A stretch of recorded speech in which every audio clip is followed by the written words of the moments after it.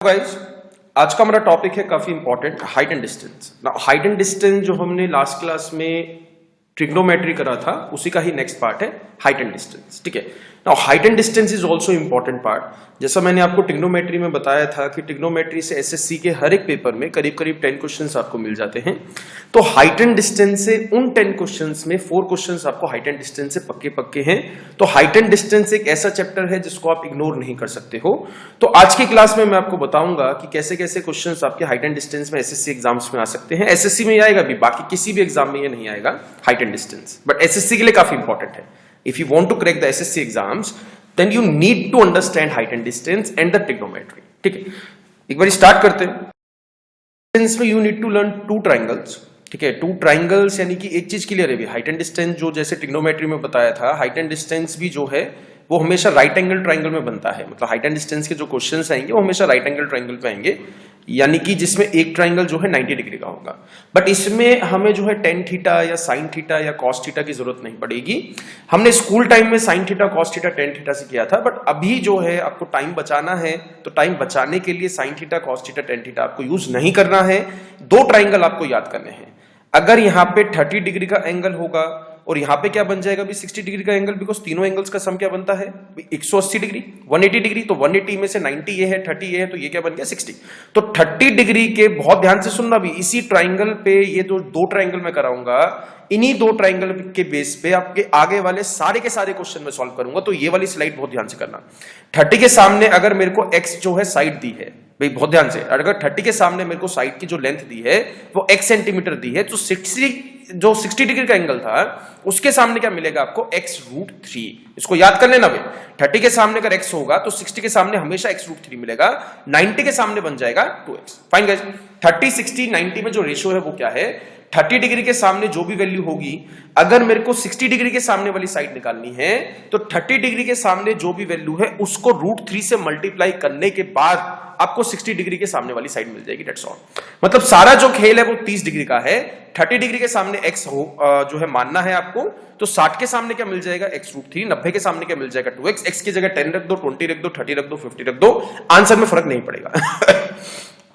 ठीक है, इसके अलावा एक और 3 ट्राइंगल्स में जो रेशियो बनती है वो क्या आ सकता है आपके एग्जाम में, यहां पे आ सकता है 45 डिग्री, ये भी क्या हो गया 45 डिग्री, और यहाँ पे एंगल क्या बन जाएगा 90 डिग्री। तो 45 के सामने अगर x यहाँ पर है तो यहाँ पे भी क्या मिलेगा x, 90 के सामने क्या मिल जाएगा √2x is the right answer. Fine guys, तो ये 2 ट्राइंगल्स आपको याद करने हैं।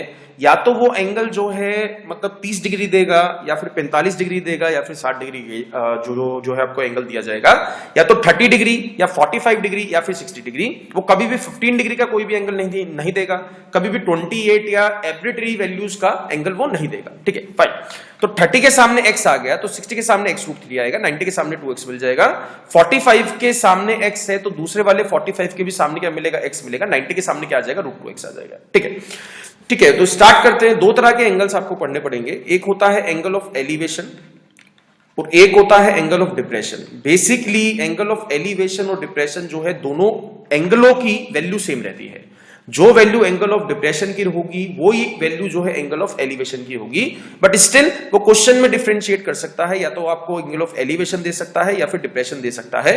एलिवेशन का मतलब क्या हो गया अभी, एलिवेट करना। एलिवेट करने का मतलब क्या हो गया, ऊपर की तरफ देखना। फाइन, एलिवेशन करने का मतलब क्या हो गया, ऊपर की तरफ देखना। तो कभी भी कोई भी आदमी अगर ऊपर की तरफ देखेगा तो एंगल ऑफ एलिवेशन बनेगा। फाइन, ऊपर की तरफ देखेगा तो एंगल ऑफ एलिवेशन बनेगा, नीचे की तरफ देखेगा तो कौन सा एंगल बनेगा, डिप्रेशन एंगल बनेगा। That's all. तो ये 2 ही बेसिक सा जो डिफरेंस है इन दोनों एंगल्स में वो यही है, एलिवेशन यानी कि ऊपर की तरफ देखना, डिप्रेशन यानी कि नीचे की तरफ देखना। That's all. बाकी दोनों एंगल्स बराबर हैं, बट स्टिल एक बार देखते हैं। यहां पे कोई आदमी खड़ा है, उसके सामने एक बहुत बड़ी बिल्डिंग है। ठीक है, यहां पे आदमी की आईज है। ठीक है, एंगल ऑफ एलिवेशन तो आईज के साथ बनेगा ना, आईज से आप जो है देखोगे। ठीक है, तो आईज से अगर वो टॉप की तरफ देखता है, ठीक है, आईज से अगर वो टॉप की तरफ देखता है तो ये वाला जो एंगल आएगा ना, ये वाला जो एंगल आएगा वो एंगल ऑफ एलिवेशन है। This is the angle of elevation. भाई चीज समझ में आई? अगर सेम आदमी जो है बिल्डिंग के बॉटम की तरफ देखता है तो ये वाला जो एंगल आएगा this is the angle of depression. ये वाला एंगल डिप्रेशन नहीं है, ये बाहर वाला एंगल डिप्रेशन है। अभी आउटसाइड एंगल जो है डिप्रेशन एंगल है। फाइन गाइस, ऊपर की तरफ देखेगा तो एलिवेशन बन जाएगा, नीचे की तरफ देखेगा तो जो है डिप्रेशन बन जाएगा। क्वेश्चन में वो मेंशन करेगा भी क्लियर कि एलिवेशन कर रहा है या फिर डिप्रेशन कर रहा है, दैट्स ऑल। ठीक है, तो एक मैं सिंपल सा क्वेश्चन आपसे पूछ लेता हूं इसी स्लाइड में। अगर मैं बोलता हूं कि एक बिल्डिंग है, ठीक है, बिल्डिंग की आपको हाइट दी है 60 मीटर की, बिल्डिंग की आपको हाइट दी है 60 मीटर की, वो ग्राउंड के साथ, ग्राउंड पे कोई एक पॉइंट है, तो बिल्डिंग का जो टॉप है वहां पे जो एंगल ऑफ एलिवेशन बन रहा है वो 30 डिग्री का बन रहा है। फाइन, एंगल ऑफ एलिवेशन जो बन रहा है वो 30 डिग्री का बन रहा है। तो आपसे पूछा है कि बिल्डिंग से पॉइंट तक का डिस्टेंस कितना है, बिल्डिंग से पॉइंट तक का डिस्टेंस कितना है, यानी कि how far is the point from the building. तो अगर 30 डिग्री के सामने 60 मीटर है तो यहां पे भी एंगल क्या बन जाएगा, 60 डिग्री, बिकॉज ये वाला तो 90 है ही, तीनों एंगल्स का सम 180 होता है। तो 90 30 मिल गया, तो तीसरा एंगल क्या होगा, 60 डिग्री। 30 डिग्री के सामने अगर आपको 60 मीटर मिल चुका है, 30 डिग्री के सामने अगर x होता था तो 60 के सामने क्या मिलता है, x√3, यानी कि जो भी वैल्यू 30 के सामने है उस वैल्यू को √3 से मल्टीप्लाई करने के बाद आपको 60 डिग्री के सामने वाली वैल्यू मिल जाएगी।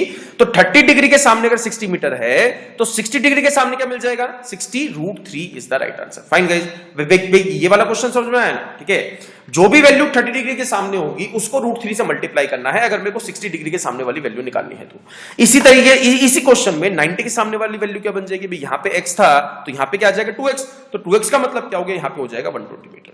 फाइन गाइस, तो ये चीज भी समझ में आई, how to use this ratio in solving the questions.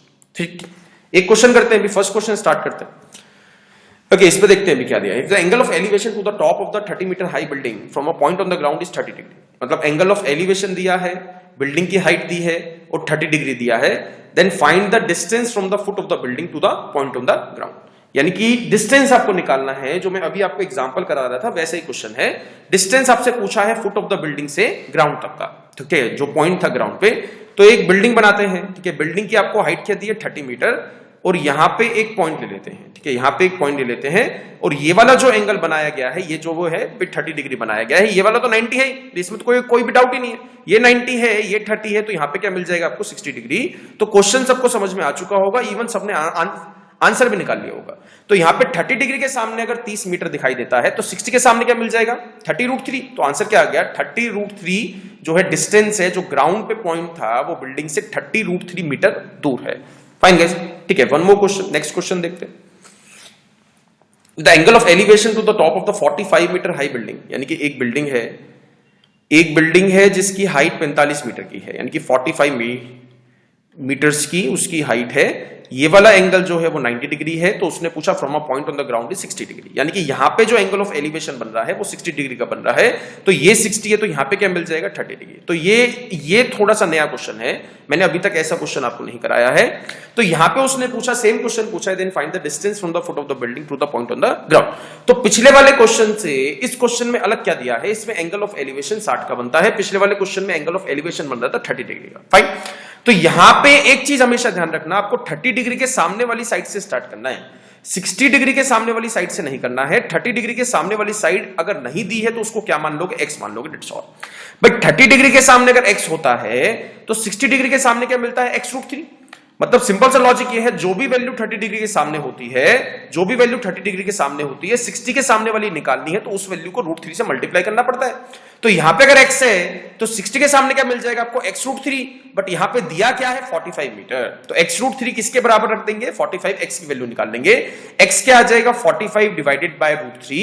अब एक चीज ध्यान रखना, अभी जो ऑप्शन होगा उसमें 45√3 नहीं दिया होगा, उसमें 15√3 दिया होगा। तो 45 डिवाइडेड बाय √3 से 15√3 कैसे बनाएंगे वो एक बारी मैं आपको बता देता हूं। कभी भी आपको डिनोमिनेटर में √3 नहीं छोड़ना है, मतलब रूट में कुछ भी वैल्यू डिनोमिनेटर में नहीं छोड़नी है, ऐसा कोई ऑप्शन नहीं आएगा। इसको रैशनलाइज कर लेते हैं।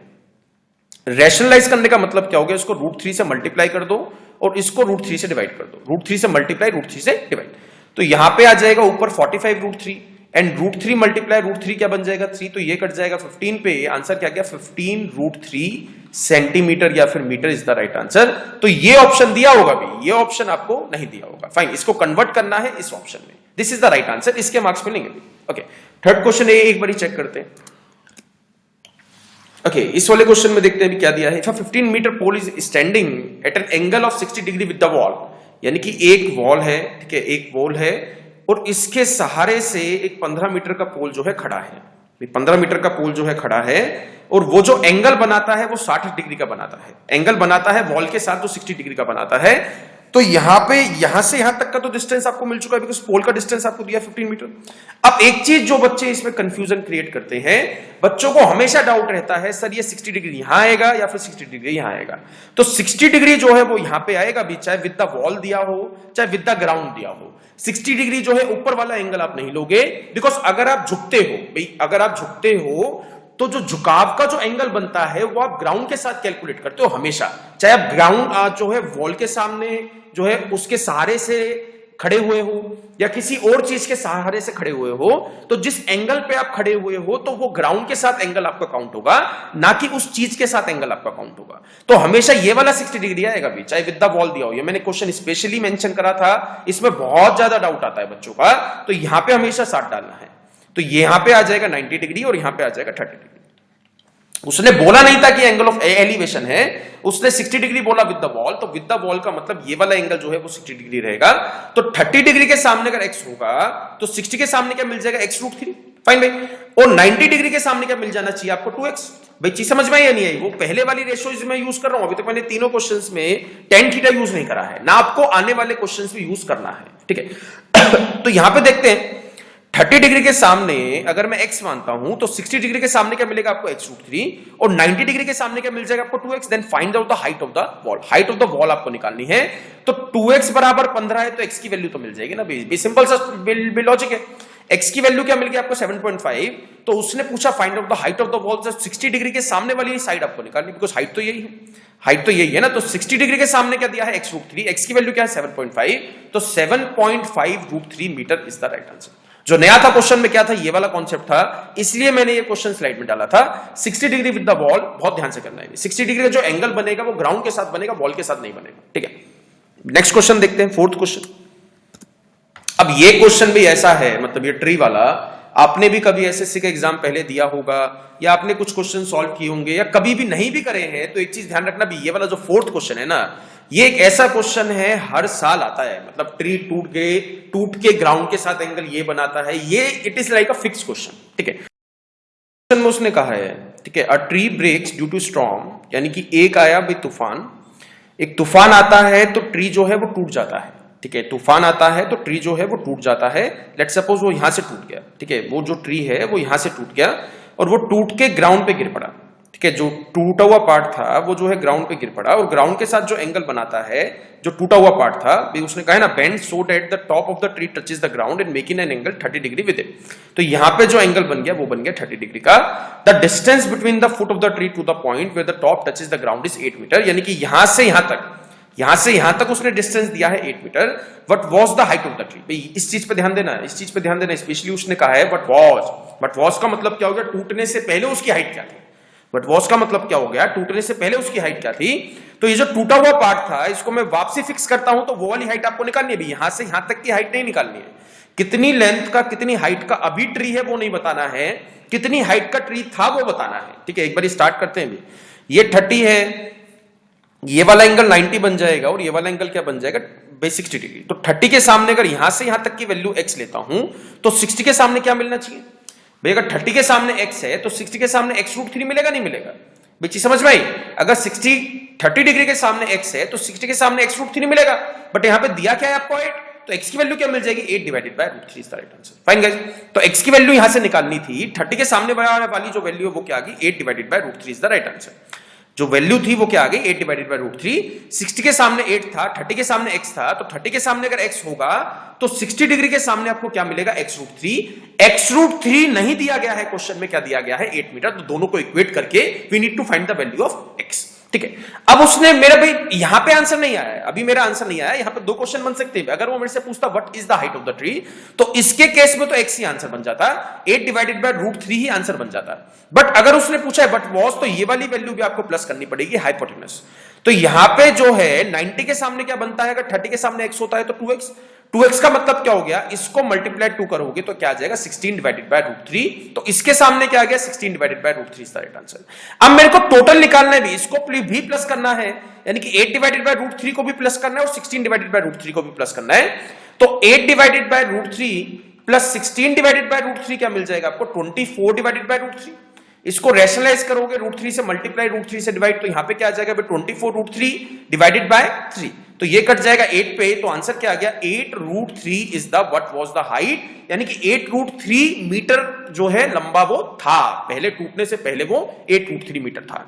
तो यहां पे वो इसका भी क्वेश्चन पूछ सकता है, यहां पे वो वॉज का भी क्वेश्चन पूछ सकता है, दोनों तरह के क्वेश्चन बन सकते हैं। इस पूछता तो मेरा आंसर क्या बन जाता 8/√3। फाइन गाइस, नेक्स्ट क्वेश्चन पे आए, ठीक है। फिफ्थ क्वेश्चन देखते हैं, और एक बार क्या दिया है। फिफ्थ क्वेश्चन में क्या पूछा है, find out the angle of elevation of the sun to that pole.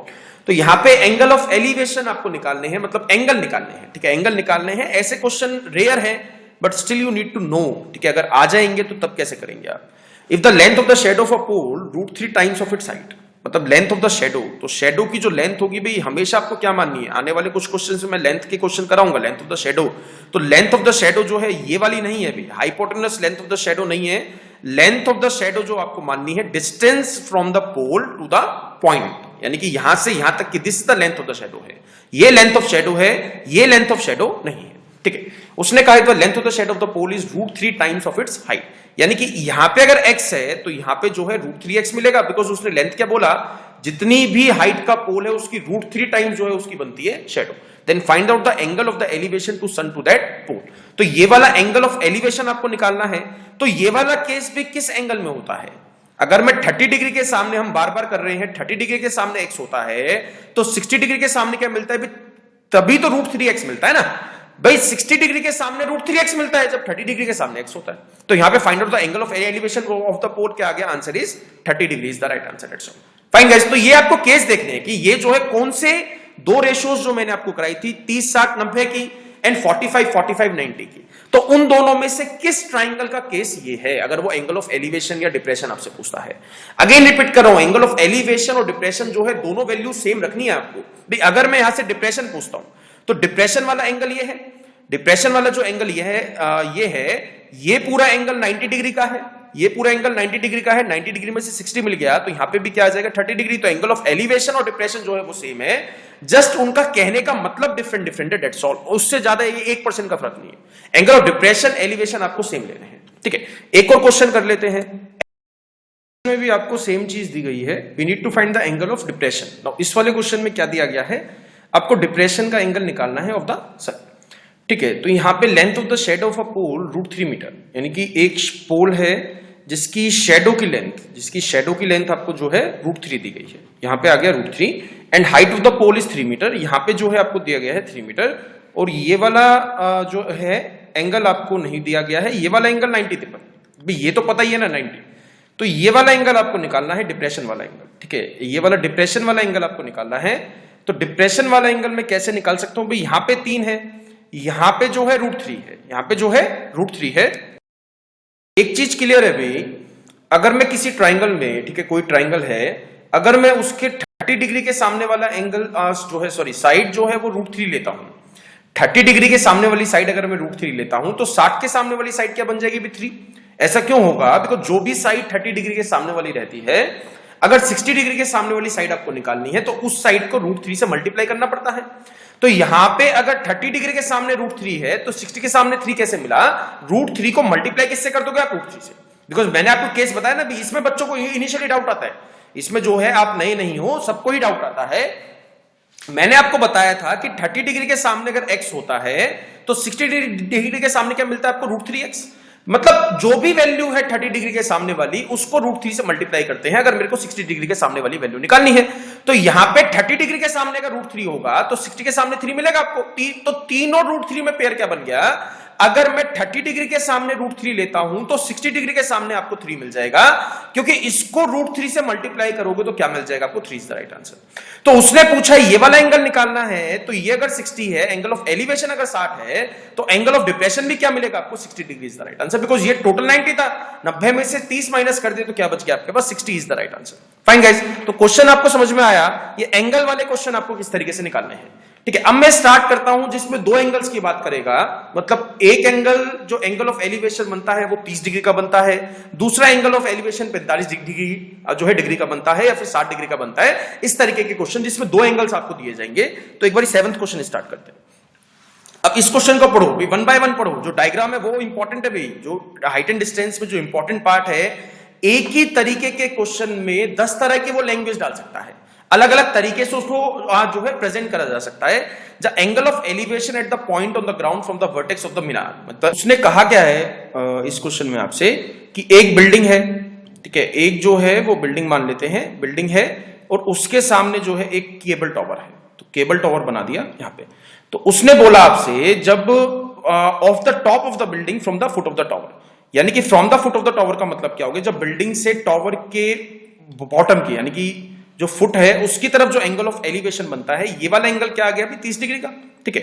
Then next line, and the angle of elevation of the top of the tower from the foot of the building. मतलब foot of the building से जब आप transmission के top की तरफ देखते हो तो एंगल ऑफ एलिवेशन जो बनता है वो क्या बनता है 60 डिग्री। तो इस तरीके से आपको डायग्राम बनाना है। If the tower is 50 metre high, मतलब जो टावर है वो 50 मीटर हाई है, then find out the height of the building. Height of the building आपको निकालनी है। तो ये वाली लेंथ पता है ना आपको, ये वाली लेंथ पता है। तो 60 डिग्री के अगर मैं इस वाले ट्रायंगल की जो है बात करता हूं, ये वाला जो ट्रायंगल बना है, इस वाले ट्रायंगल की बात करोगे तो ये वाला एंगल क्या मिल गया आपको 30 डिग्री, बिकॉज यहां पे क्या दिया था अभी 60। तो 60 30 एंड ये वाला एंगल क्या बन जाएगा 90 डिग्री। तो 30 डिग्री के सामने अगर x हुआ करता था तो 60 के सामने क्या मिलना चाहिए था आपको √3x। तो √3x को बराबर किससे में रख देंगे 50 के। तो 50 डिवाइडेड बाय √3 क्या आ गया x, यानी कि x की वैल्यू क्या आ गई आपके पास 50 डिवाइडेड बाय √3। अब इस वाले ट्रायंगल पे आ जाओ। अब इस वाले ट्रायंगल पे जब आओगे, ठीक है, इस वाले ट्रायंगल पे जब आओगे तो 30 डिग्री यहां पे है, तो ये वाला एंगल क्या मिल जाएगा आपको 60 डिग्री का। फाइन, ये वाला एंगल क्या मिल जाएगा आपको 60 डिग्री का। तो इसके बाद जब सॉल्व करोगे आप, 30 डिग्री के सामने अगर वैल्यू x होती है, 30 डिग्री के सामने अगर वैल्यू जो है वो x होती है, तो 60 के सामने क्या मिलता है आपको x√3। तो 50 डिवाइडेड बाय √3 को मैं किसके बराबर रख दूंगा, x√3 के बराबर रख दूंगा। x की वैल्यू आपको निकालनी है, x की वैल्यू आपको निकालनी है। तो 50 divided by 3 is the value of x, यानी कि हाइट ऑफ द बिल्डिंग क्या आ गया 50 divided by 3 is the right answer. That's all. Fine guys, so you need to make the understand how I am making the diagram, how I am reading the statements, how I am reading the questions, how I am interpreting the questions, कि उसमें कहानी क्या दी गई है। Imagination बहुत है भी height and distance chapter में, आपको सोचना बहुत पड़ता है, ठीक है। एक बार 14th क्वेश्चन स्टार्ट करते हैं। Okay, now this is also the important question, ठीक है। This is also the important, two poles of the equal height, यानी कि एक जो है दो पोल खड़े हैं बराबर बराबर हाइट के। Two poles of the equal height are standing opposite to each other on the either side of the road, यानी कि एक रोड है इस तरीके से, और रोड के दोनों तरफ जो है एक इक्वल हाइट के पोल्स खड़े हैं। इक्वल हाइट का मतलब क्या होगा, ये अगर x सेंटीमीटर का है तो ये भी क्या होगा x सेंटीमीटर होगा। रोड की जो विड्थ दे दी आपको क्या दे दी 80 मीटर, तो यहां पे क्या आ जाएगा 80 metre. From a point between them on the road, यानी कि एक बीच में पॉइंट है, एक बीच में पॉइंट है, वो इस तरीके से कनेक्ट कर देंगे। ये वाला पॉइंट आ गया बीच में। Point on the road, the angle of elevation of the top of the poles are 60 degree and 30 degree, ठीक है। तो ये वाला एंगल क्या बन जाएगा अभी 60 डिग्री का, बिकॉज ये वाला एंगल बड़ा है, और ये वाला एंगल क्या बन जाएगा 30 डिग्री का, ठीक है। कई बच्चों का डाउट आता है सर बीच में क्यों नहीं ले सकते हैं, वो वाला जो पॉइंट है वो बीच में क्यों नहीं ले सकते हैं। बीच में इसलिए नहीं ले सकते हैं बिकॉज एंगल बराबर नहीं है। अगर एंगल 45 डिग्री के देता तो बीच में पॉइंट मान लेता, बिल्कुल बीचों बीच 80 40 इधर और 40 इधर। फाइन, अब अगर 60 डिग्री और 30 डिग्री जो है दिया है तो वो बीचों बीच नहीं खड़ा है। जो आदमी जो टॉप की तरफ देख रहा है वो बीचों बीच नहीं खड़ा है, ठीक है। इसके बाद देखते हैं, find the height of the poles and the distance of the point from the poles. एक तो हाइट आपको निकालनी है, मतलब we need to find the value of x, और आपको क्या निकालना है, ये वाला डिस्टेंसेस आपको निकालना है, यहां से यहां तक का क्या है और यहां से यहां तक का क्या है। तो ये पूरा 80 मीटर था, ये पूरा डिस्टेंस आपके पास 80 मीटर दिया था। 30 के सामने अगर x है तो यहां पे क्या आ जाएगा अभी 60 डिग्री, और ये वाला एंगल क्या बन गया 90 डिग्री। तो 30 डिग्री के सामने अगर x होता है तो 60 के सामने क्या मिलता है आपको x√3। 60 डिग्री के सामने क्या मिलता है आपको x√3। तो यहां से यहां तक की वैल्यू क्या मिल गई आपको x√3। तो यहां से यहां तक की वैल्यू क्या मिल जाएगी, टोटल 80 थी। 80 में से x√3 माइनस कर दूंगा मैं, 80 में से x√3 माइनस कर दूंगा, तो यहां से यहां तक की लेंथ आ जाएगी। Now we can solve the question. ये क्या एंगल दिया है आपको 30 डिग्री का, ये वाला एंगल क्या है 90 डिग्री का। तो 30 डिग्री के सामने अगर 80 माइनस x√3 है, 30 डिग्री के सामने जो भी वैल्यू होती है 60 डिग्री के सामने अगर निकालनी है तो उसको √3 से मल्टीप्लाई करना पड़ता है। तो 30 के सामने क्या दिया है आपको 80 माइनस x√3। 30 डिग्री के सामने आपको दिया है 80 माइनस एक्स रूट थ्री, तो इसको अगर मैं रूट थ्री से मल्टीप्लाई करूंगा तो मेरे को मिल जाना क्या चाहिए, एक्स, बिकॉज 60 के सामने क्या दिया है आपको, एक्स रूट, 60 के सामने जो दिया है वो क्या दिया है आपको, एक्स। 30 डिग्री के सामने आपको दिया है 80 माइनस एक्स रूट थ्री, तो इसको रूट थ्री से मल्टीप्लाई करूंगा तो क्या मिल जाएगा आपको, x is the right answer. जब आप सॉल्व करोगे तो x की वैल्यू क्या आ जाएगी, x की वैल्यू आ जाएगी 20 root three is the right answer. x की वैल्यू 20 रूट थ्री आ गई, मतलब हाइट ऑफ द पोल्स क्या आ गया अभी, 20 root three, height of the poles आ गया 20 रूट थ्री, और यहां से डिस्टेंसेस निकालने हैं, यहां से यहां तक का डिस्टेंस निकालना है, ठीक है। तो मैं क्या करना पड़ेगा, 80 में से माइनस करोगे भी, x की वैल्यू क्या है 20 रूट थ्री, तो 20 रूट थ्री मल्टीप्लाई किससे करना पड़ेगा, रूट थ्री से, बिकॉज x की वैल्यू क्या मिली है आपको, x की वैल्यू मिली है 20 रूट थ्री ना, तो यहां पे रूट थ्री भी पड़ा है, तो ये 80 में से 23 जा क्या हो गया 60 माइनस करोगे तो यहां से यहां तक का डिस्टेंस क्या हो गया 20 मीटर, तो 80 में से 20 अगर यहां से यहां तक का है तो यहां से यहां तक का डिस्टेंस क्या आ जाएगा, 60 metre is the right answer.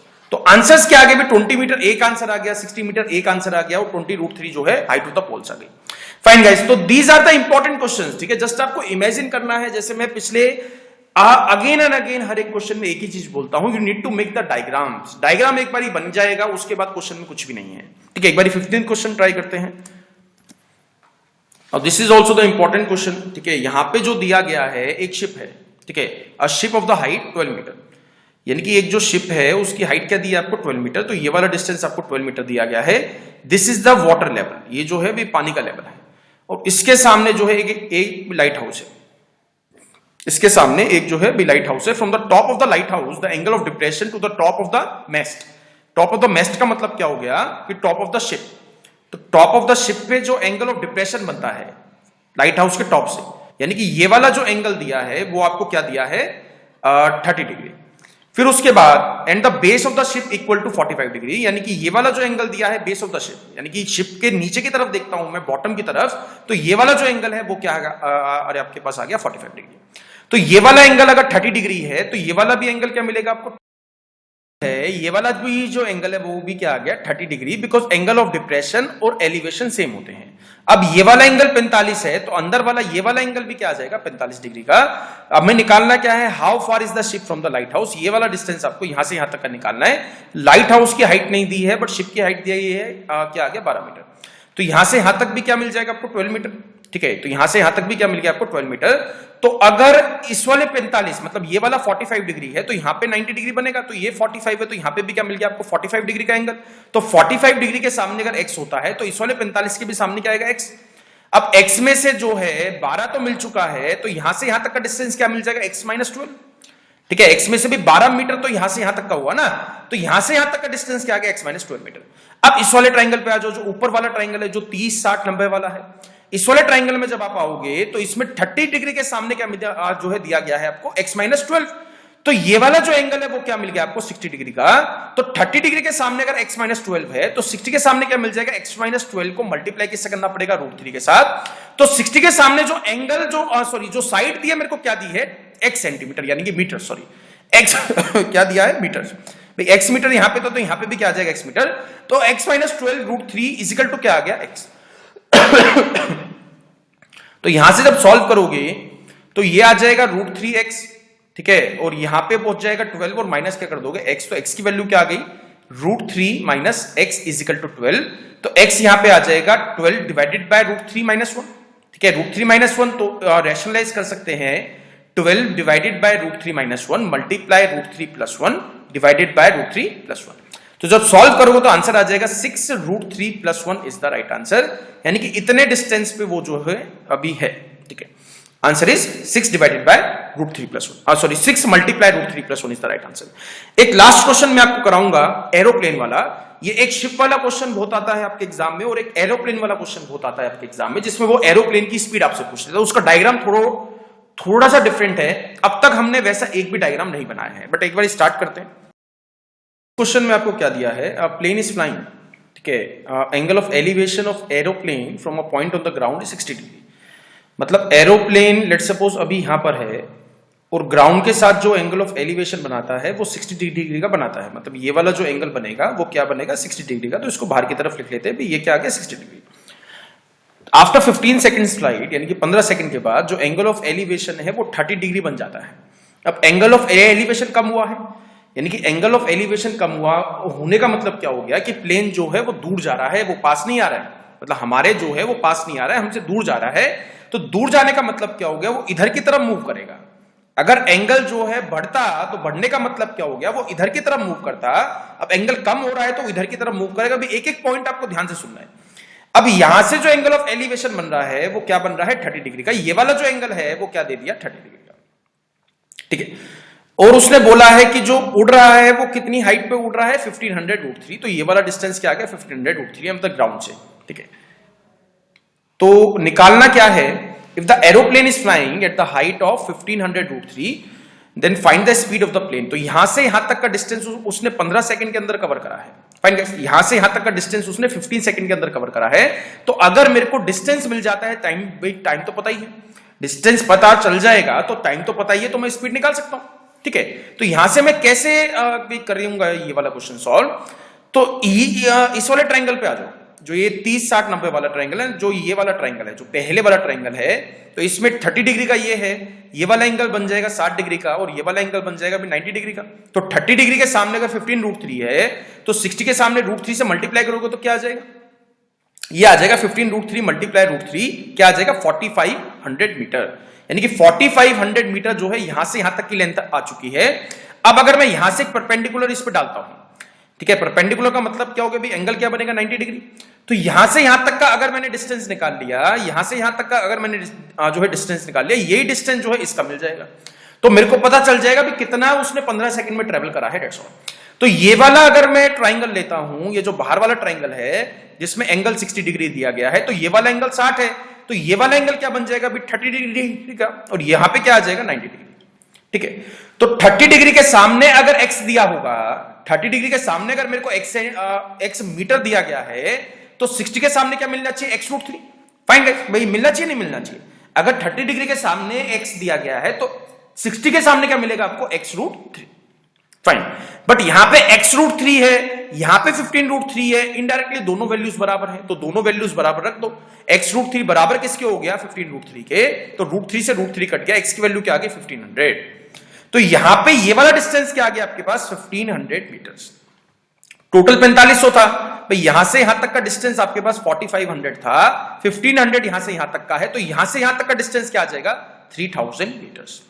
तो 3000 मीटर्स यहां पे मिल गया, तो यहां पे भी क्या आ जाएगा, 3000 मीटर्स।